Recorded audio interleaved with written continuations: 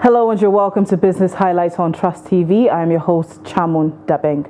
On Business Highlights, we take you through some of the biggest developments in the business world and policy implementations and how they affect the average Nigerian out there. Today on the show, we will be getting into a series of discussions, so let's get into it. Our first story for the day is on the Central Bank of Nigeria's Monetary Policy Committee, which held its meeting earlier this week to decide on whether to take a hold, tighten or loose stance on its policies. Now, there have been several issues in the fore that were placed into consideration while making their decision. Let's listen to the Central Bank Governor Godwin Emefiele disclose the MPC outcome. While putting into consideration some economic challenges such as bank failures in the United States and Switzerland, MPR hikes in other countries, global and national inflation, as well as volatility in the oil market, the Monetary Policy Committee decided to hike the benchmark interest rate, though minimally for the sixth consecutive time, taking it from 17.5% to 18%. MPC noted that while the continued rise in headline inflation remained a significant problem confronting the economy, other macroeconomic variables were moving in the right direction despite observed headwinds. The committee's debate at this meeting therefore was whether to continue its rate hike to further dampen the rising inflation trajectory or hold to observe emerging development and allow for impact of the last 5 rate hikes to permeate the economy. Loosening in the view of the members would gravely undermine the gains so far achieved. Members thus resolved by a majority vote to raise the monetary policy rate MPR by 50 basis points. The Central Bank Governor Godwin Emefiele addressed pressing issues of the Naira scarcity, which has continued despite approval from both the Supreme Court and the CBN to allow the old 1,500 and 200 Naira notes to coexist alongside the new ones until December 31st, 2023. Before the Naira design, we said there was about 3.23 trillion Naira in circulation, out of which only 500 billion Naira was being held in the banking system, and 2.72 trillion was being held outside the banking system. And with the Naira redesign, current, and it was published even in the newspaper yesterday, currency in circulation is roughly close to 1 trillion Naira. And CBN continues to pump the newly designed currency into the market.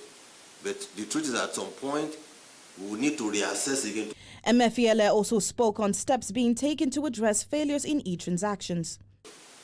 I must apologize, yes, online channels failed, but no doubt it was a result of the deluge of volume of online transactions that hit the banking industry.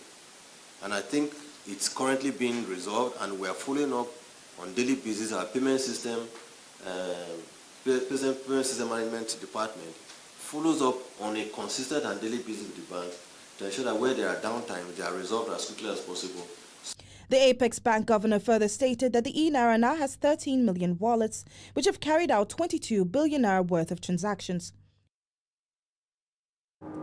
All right, that was the Central Bank Governor Godwin Emefiele disclosing the NPC outcome and also bringing to light some other issues that Nigeria's economy has been facing. Now, joining me in the studio today to take a look at some of our discussions today is a business consultant, John Bosco Ezenwa, and economic and political analyst, Joseph Ago. You're both welcome to the show. Now, what do you think about the 50 basis points? We're now moving from 17.5% to 18%. This is the sixth consecutive hike so far. Now, what do you make of this? A lot of people had several predictions. What was yours? Let me start off with you, Joseph. My prediction is that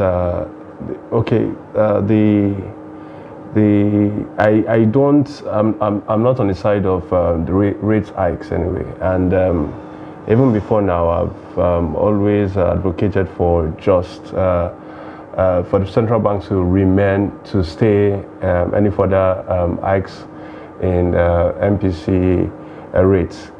I know it follows a global trend. We see rate hikes in the UK, in the US, but the realities of those economies is not exactly like ours. we have fundamental, or let's say legacy issues with our economy.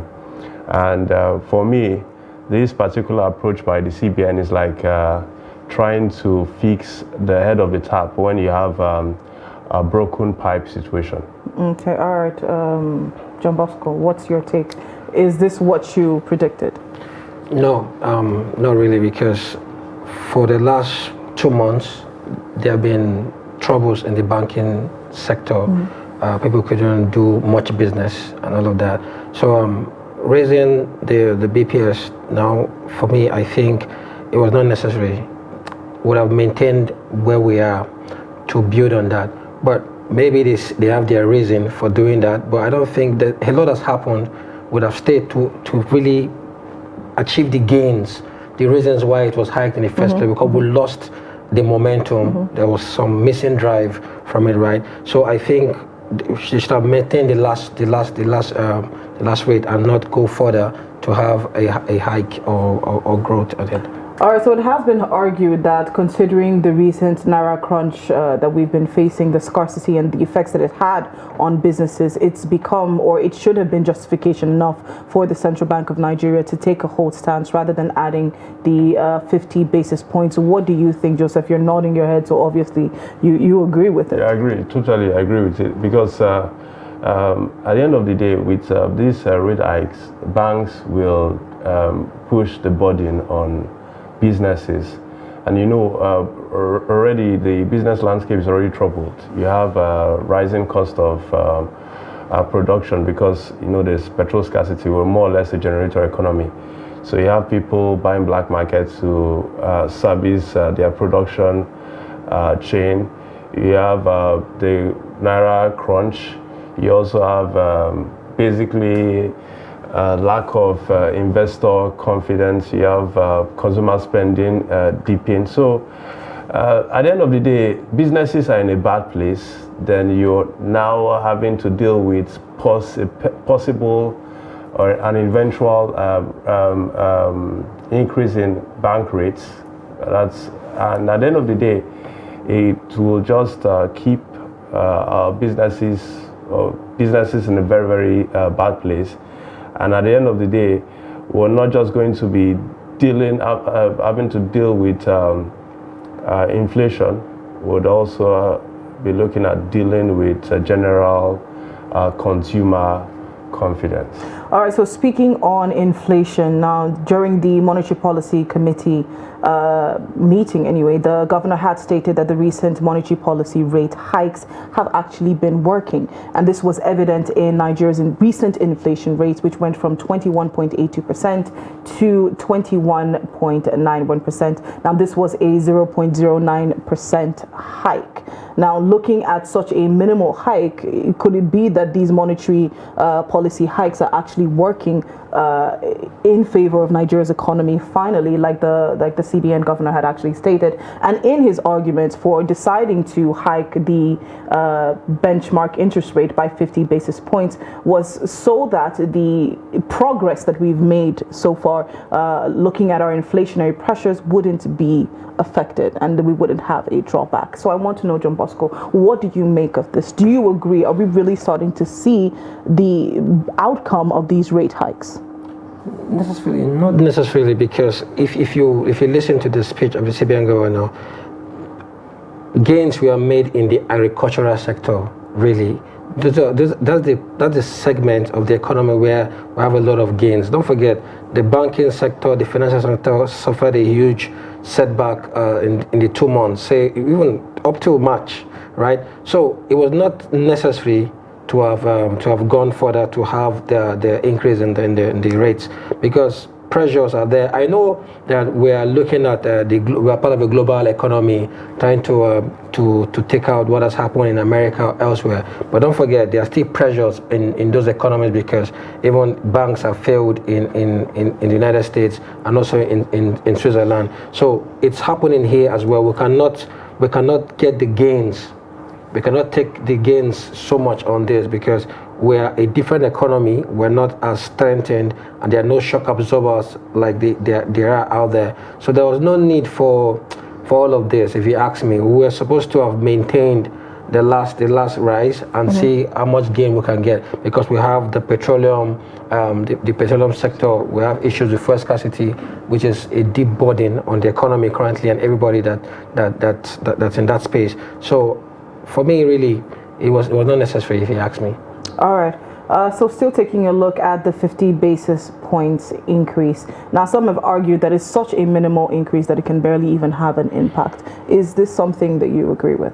It's not minimal at all, because at the end of the day, when we look at trickle-down effects, the impact can be very major. So it's not minimal at all. But for me, rather than hiking the rates, the central bank should have considered regulation. For example, you have issues with our banks. I know the central bank governor in some appearance has said that our banks are healthy, but I think we shouldn't take that statement to the bank, because at the end of the day, with the projection out there about a possible global recession, we might just see heavy shocks hitting our banks, and these will translate into businesses having a very, very hard time. I mean, a lot of businesses are folding up already.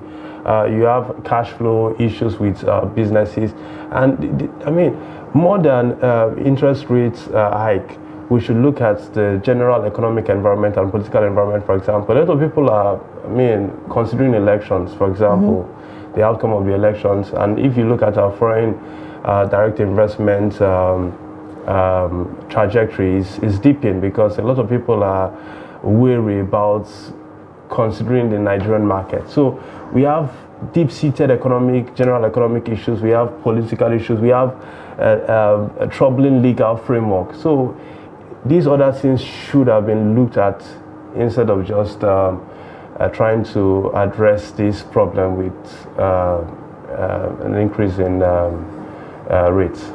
All right, so we'll take a short break, and when we get back, we're going to be taking a look at the Naira redesign policy so far, so don't go anywhere. We'll be right back.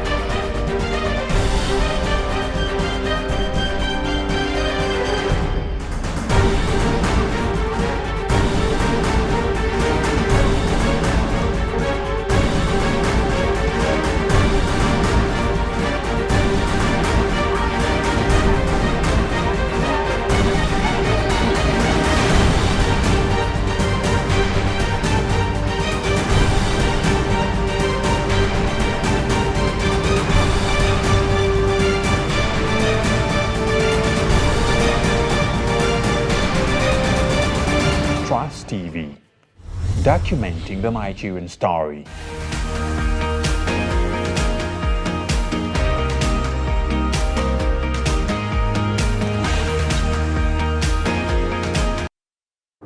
You're welcome back to Business Highlights on Trust TV. My name is Chamon Dabeng, and I'm still here with business consultant John Bosco Ezenwa and political and economic analyst Joseph Ago. And we're moving on to the Naira scarcity, which Nigeria has been facing for quite a while now. Now, it can be recalled that the central bank and also the Supreme Court had given their approval for the old 1,500 and 200 Naira notes to remain legal tender and to be used alongside the new notes till the end of the year. Now, despite this, we're still seeing a cash crunch. POS agents are still charging through the nose. So let's take a look at this report on POS agents. Residents of the Federal Capital Territory expressed dismay on high charges by POS operators, which has made a difficult situation even worse. Even with the directives of the CBN to banks to collect the old Naira notes, people are still cash-strapped and calling on the government to do the needful. Even to even see the money safe. even to see 1,000 naira. You then charge you 400 naira, so you will not mind. Like me now, presently 6 months I've been turning around to see whether I can even withdraw even a 500 naira account.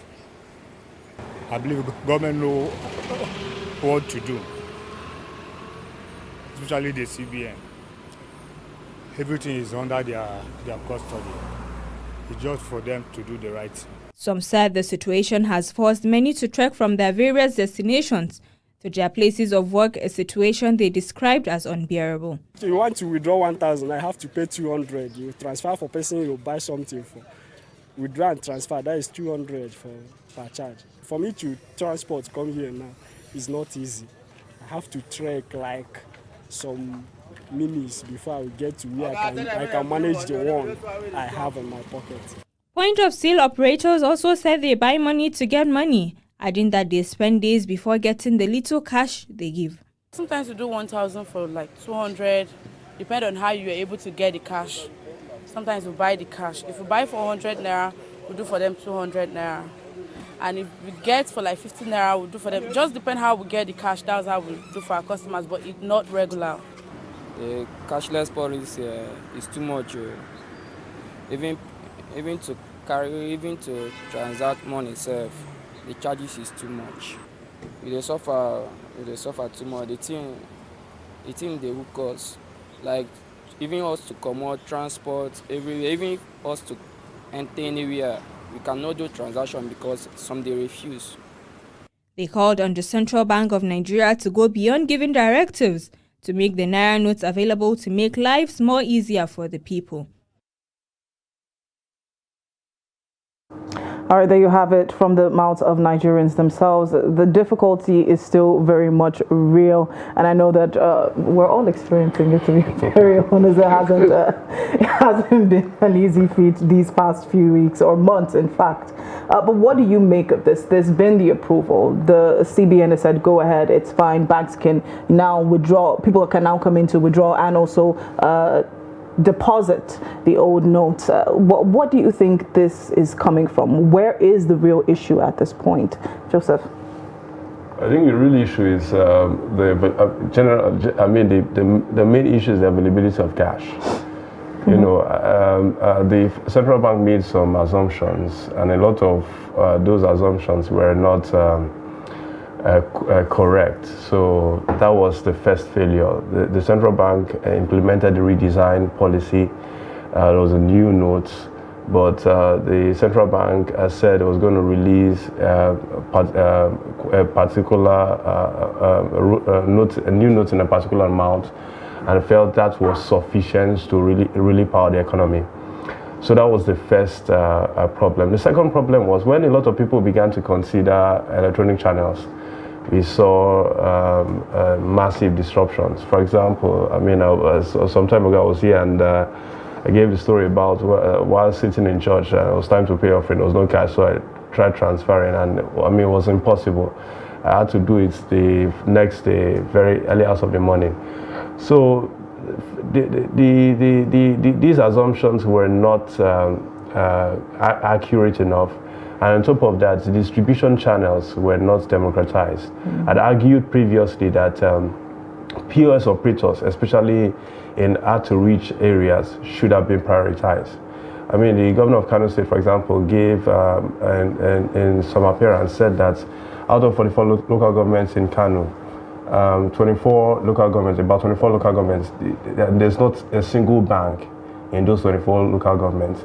So the central bank should have prioritized these POS operators and really democratize that distribution channel. But I think basically the issue of general cash miscalculation, the issue of distribution, and of course the issue of the e-payment channels. All right. So the Central Bank of Nigeria has begun the dispersal of the old major denominations of the Naira notes to banks. And banks are also expected to stay open during the weekend. Some people have received messages from their banks also giving them this information that they'll be open both today and also on Sunday. And there is also a 2-week target to arrest this situation. Do you think that 2 weeks is enough to fix this Naira crunch problem? Shaman, I ask myself every time, all of this was for what? For the elections? It was trouble, really. So 2 weeks again is not enough. Remember, I was on this show when I mentioned that we need to even have extension. That extension didn't come, and here we are again. Oh, the extension came, actually. Mr. President intervened, there was an extension. It was not enough. But for me, I think this was a missed opportunity by the CBN to have domesticated the e-Naira. What happened to the e-Naira? The Spain government mentioned about some billions of naira that was transacted. But how many people could use it? You wanted to pay a taxi man, you had to do transfer to the taxi man. Sometimes it wouldn't work. Most times it fails. It didn't work, and sometimes they don't want. If you aren't giving them cash, forget it. It was tough on Nigerians. It was very tough on Nigerians. I asked the place of community engagement. 2 weeks now, great. Our community is being engaged, especially in the rural and suburban community. They've been engaged to understand that this is 2 weeks. No, it's hard. I don't know. The CBN should see a proper way to do this. I think we need an extension. It still needs more time to stabilize the economy because there's a whole lot that has happened this last 3 months. So even the December 31st deadline to you is not enough time? Look, Shaman, I have stopped believing in many things, and this is one of it. You see, when it comes to December 31st, we were all prepared. Some of us in the cities, we were prepared. We were changing our notes quickly before January. If you give us old notes, we're quickly saying, no, we don't want. If we don't have a new, oh, don't worry, we'll do transfer. The apps weren't working. e-Naira was a missed opportunity. No community engagement. We had an election. It's still tough. People are still in queues. Shaman, being Nigerian at this time is very difficult, if you ask me. All right, so my last question for you guys. Now, according to a report by the Center for Promotion of Private Enterprises, Nigeria has lost 20 trillion naira to the Naira redesign policy. Now, we have experts who criticize the impact of the policy on both formal and informal businesses. Now, what do you make of these losses, and where do we begin the road to recovery? Now, we don't have a lot of time, so if you can keep your responses down to a minute, that would be great. Let me start off with you, Joseph. I think the losses. I mean, for me, it's not a problem. It's not a problem at all because we have had an issue, the issue of over circulation of the naira. As a matter of fact, at some point, the CBN had no idea of how much naira was in circulation. So this, for me, is a missed opportunity because the central bank had a very golden opportunity to really mainstream a lot of what the naira money in circulation. But I mean, here we are having to deal with the reintroduction of the old naira. So for me, it's not a big deal. The loss is not a big deal. The problem, the real problem is as it impacts businesses and general mobility within the economic space. All right, John Bosco. Shaman, it was a very big loss to everybody, to the government, the Federal Republic of Nigeria, to the government, to everybody, the small businesses, the SMEs, was a huge loss, huge loss. There's no debate about it. Huge loss because people were stressed, activities couldn't go on, services could not be performed, people couldn't buy essentials for their houses. But on the flip side, people say they saved money. I don't know how that happened. People say they saved money. But a lot of money was lost because you buy naira.